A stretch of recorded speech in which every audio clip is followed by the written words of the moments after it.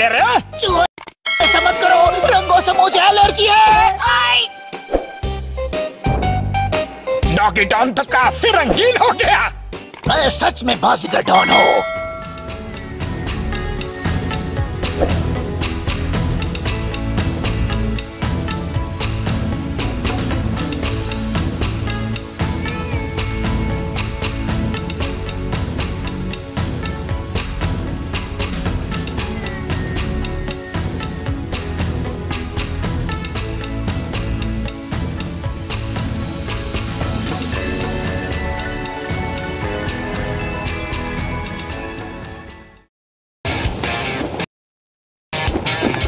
Red wing Minnesota की red wing शू company 100 सालों से ज्यादा वक्त से जूते बना रही है।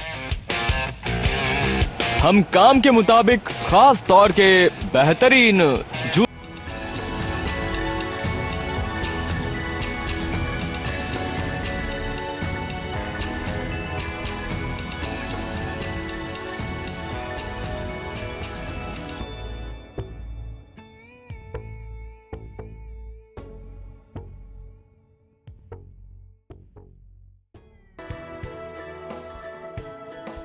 बेटा, लाइफ में बड़ा वही बनता है जो अकेले नहीं सबको साथ लेके जीतता है।